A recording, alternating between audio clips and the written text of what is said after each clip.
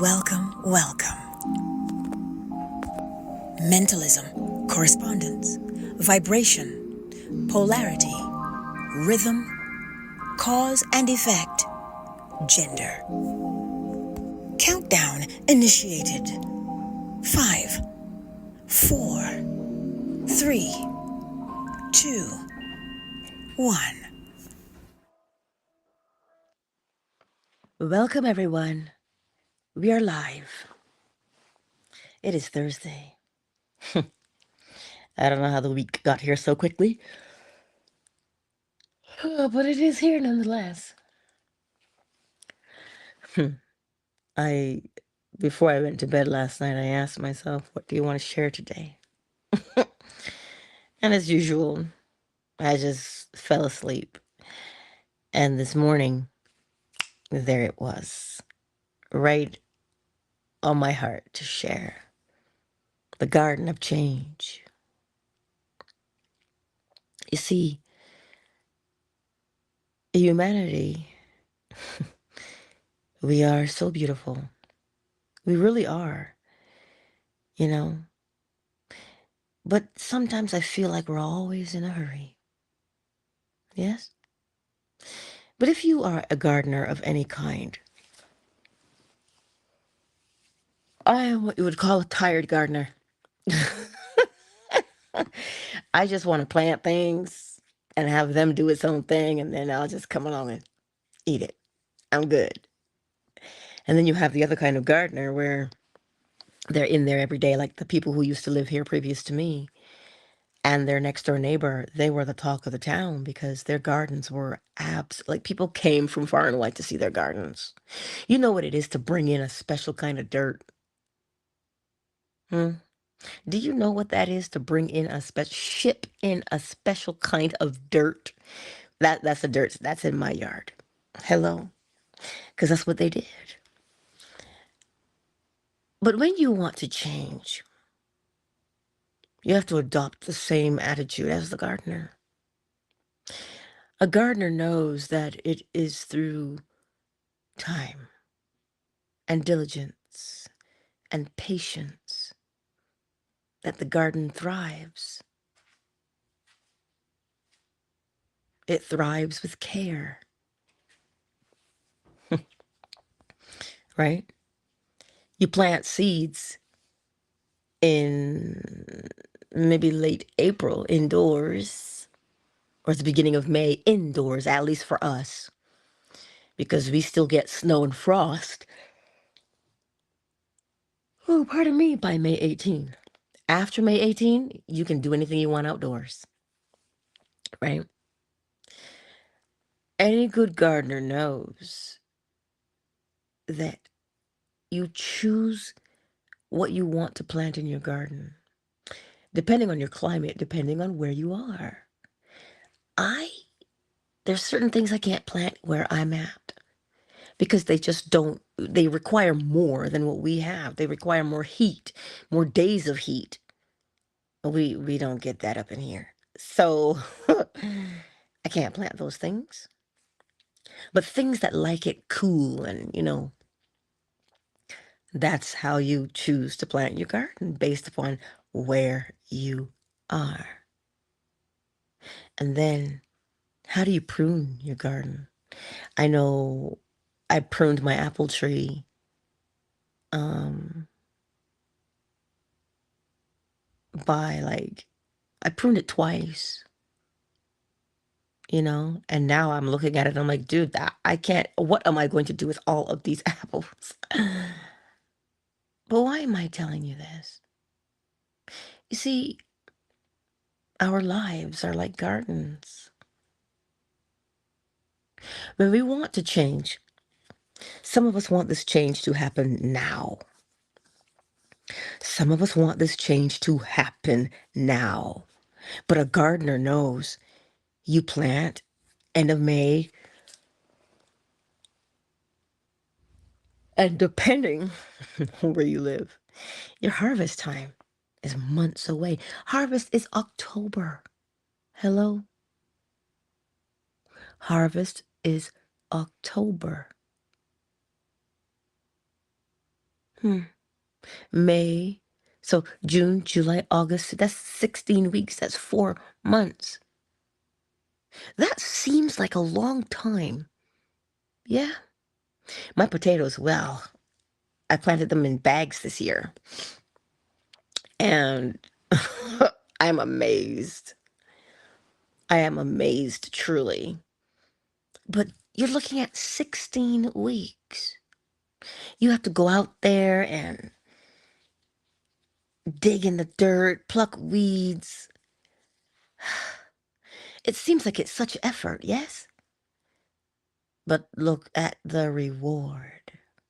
You get to have your pantry, if done correctly, you get to have your pantry full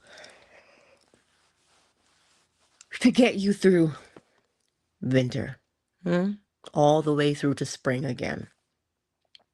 That being said, I have to brave these mosquitoes and go outside and pick those Saskatoons.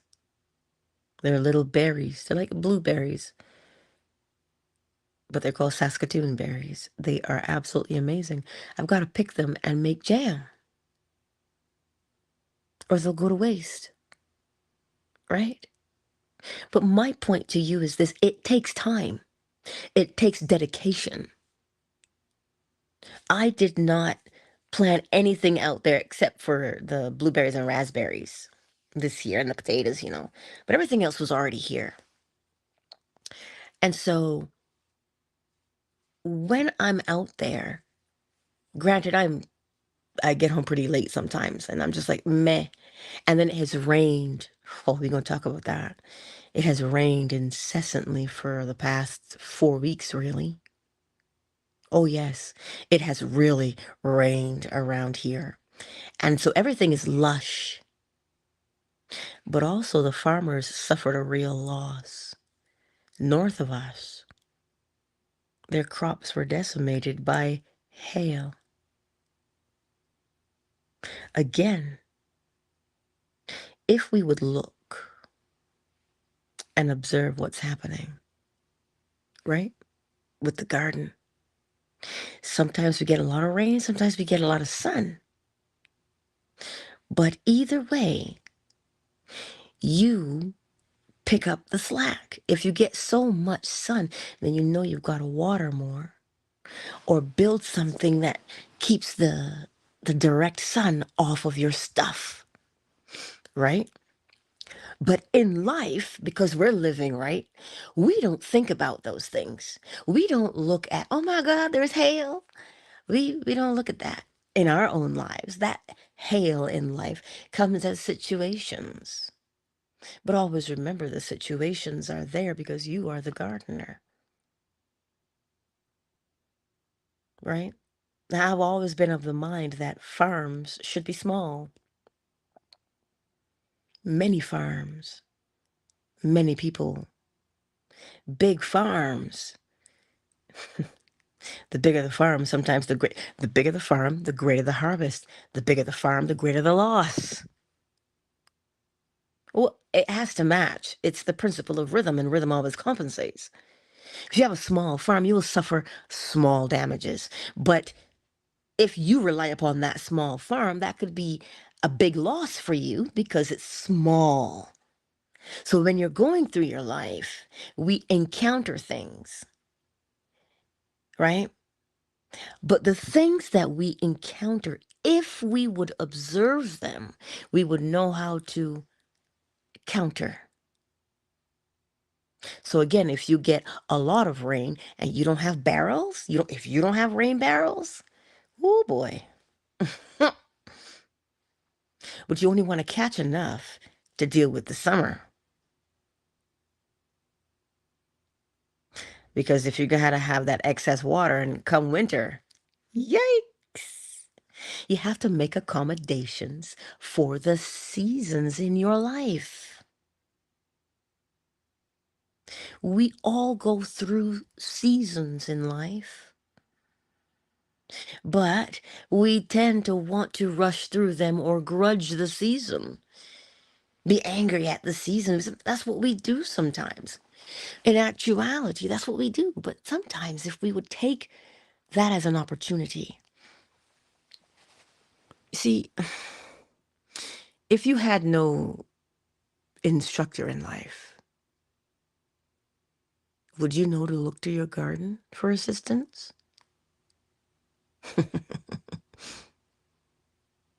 If you had no instructor in life, would you know to look to the sky for assistance, depending on where you were?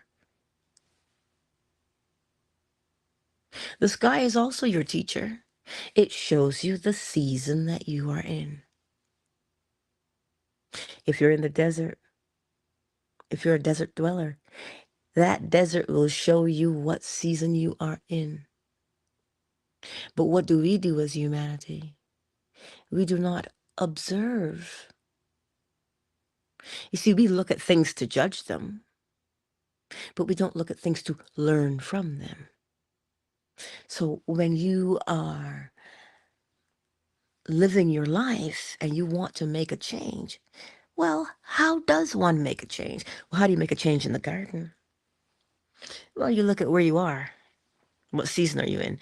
Are you at the beginning of the season, the middle of the season, the end of the season? Where are you? That is the principle of polarity, because everything goes through a stage. And each stage unfolds in only the way that it can. Like my apples out there have a beautiful blush on them. You can just see these pink cheeks on the apples, and I'm like, oh my God, they're so pretty, right? They really are beautiful. They're about, I don't know how big they are right now. I don't know, but they're growing. I can't rush that phase. I cannot rush the change in my life, but I prepare for the change. Do you see that? How does one prepare for change? Well, first of all, you know you want to change. So you decide what you want to change to. You decide what you want to change to. And once you make that choice, that decision, well then, where are you in the season of your life?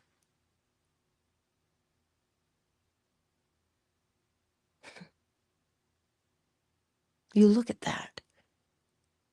How tired of what you're going through are you? That tells you where the season is. You know? One man said to me last night as he came through the till, I said to him, I said, well, hello. Did you have a good day? He said, I had a good day. He said, well, you look good. So I think you had a good day too. I said, oh my. I said, I did have a very productive day and it was good. He says, you're always so upbeat, right? And I said to him, well, ebb and flow. You're not upbeat every day or every moment of the day. But if you habitually choose to be upbeat, you will be upbeat more often than anything else. And he says, oh, I like that perspective. I said, well, it is the principle, is it not? That's what I said to him. And you know how that came about? Because I had a lineup.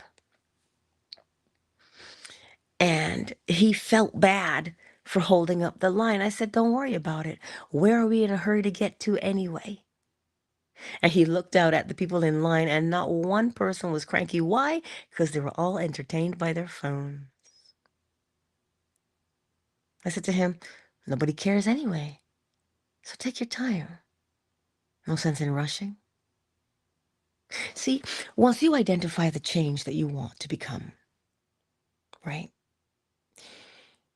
And you look at your life and you say, you know what? I've lived in this particular cycle for too long. I want to try something else. Once you make that determination, the second thing is define it. What is it next? If you say, I've been shy for too long, I've been lacking confidence for too long, well, then obviously you're pointing yourself in the direction of courage, because you don't want to be shy anymore. And then confidence. That's where you point yourself. Those are now the seeds that you plant. And how do you plant confidence? Well, you start by doing something and practicing it. Because the more you do it and practice it, the better you become at it. And the better you become at it, your confidence will naturally grow. You do not have to grow confidence. Confidence grows as a result of. So once you define the effect, which is confidence, the cause will emerge. You will start to behave in a different way.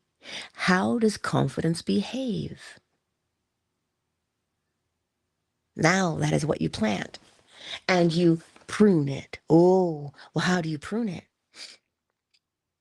One, by doing it as often as you can, by rehearsing your behavior of confidence as often as you can.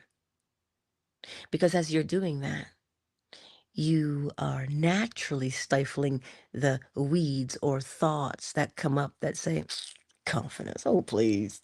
Haven't you tried this for years? Look at you, confident. Who are you fooling? See that kind of a weed that makes you want to second guess your objective of confidence? It is only a weed because it wasn't what you planted, but there it is. Because dandelions, they blow wherever the wind sends them.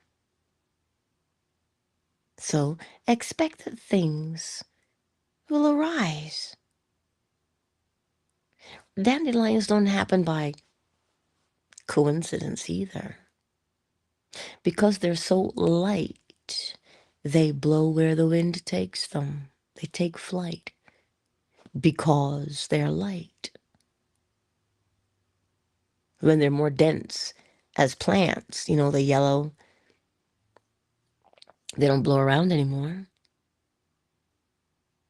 right?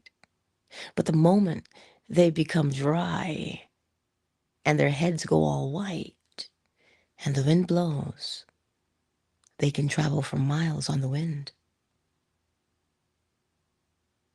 That's the only reason why. If you recognize that, you'll realize that thoughts are floating around in the world. Well, how do they get there? As we think, thoughts are projected from us. And if you are walking under the umbrella of, fertile soil, see that dandelion? It'll take root. But no need to fret, no need to fear. See it for what it is. It's just a thought that blew in on the breeze because somebody else is having it and projecting it outward.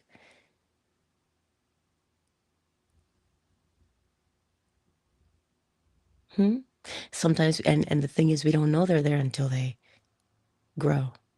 And then we catch ourselves speaking in a particular way and we say, wait a minute, I don't normally speak like that. That's not me.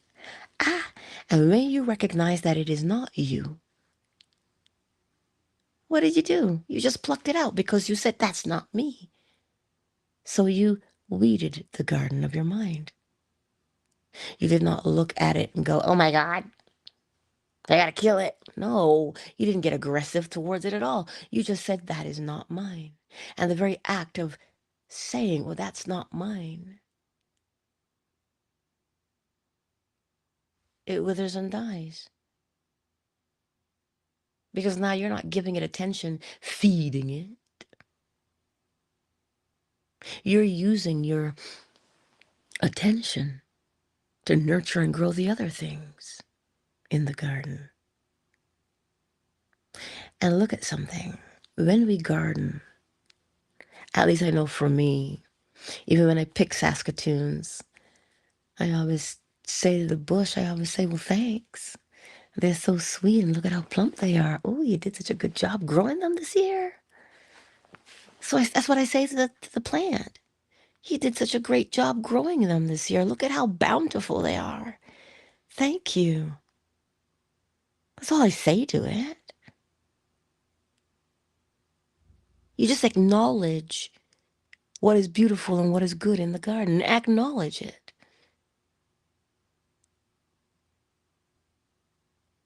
And when the birds come along, because they do share in that bounty, I say, well, I'm glad I could be of assistance, sir.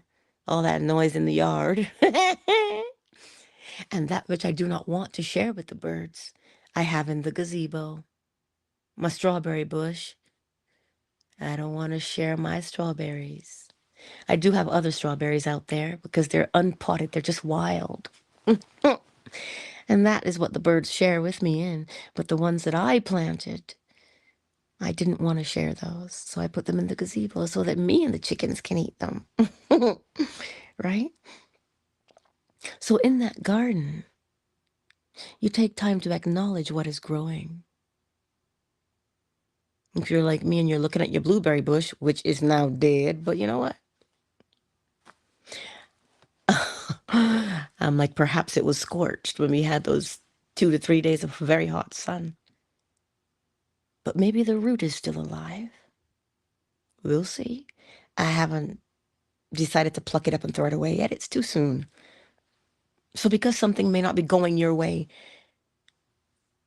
because you may find that you're practicing your change and you think, ugh, that's taking a long time. Or maybe I don't want that anymore. Maybe it's dead. No, give it time. Be patient. Be patient. It was the same thing I did with the rose bushes. All of the dead twigs from the year before, I snipped them all off. And let me tell you, my rose bush looked like it was going to have a problem. It looked so small. But no, it blossomed into this beautiful, thick and lush thing. And I was like, wow. And when the flowers died, I cut them off. And then it looked naked. And now I have over 20 new buds forming. One just needs to be patient in their lives. Like the gardener, decide the type of change you want to have, because those are the seeds you will plant. And as it says in Habakkuk verse 2, Habakkuk chapter 2 verse 3, I think it is. I don't want to say Habakkuk 3 verse 2, but either one of those, inverted or the other. Every vision has its appointed hour. It will ripen, it will flower. If it be long, wait. It will not be late.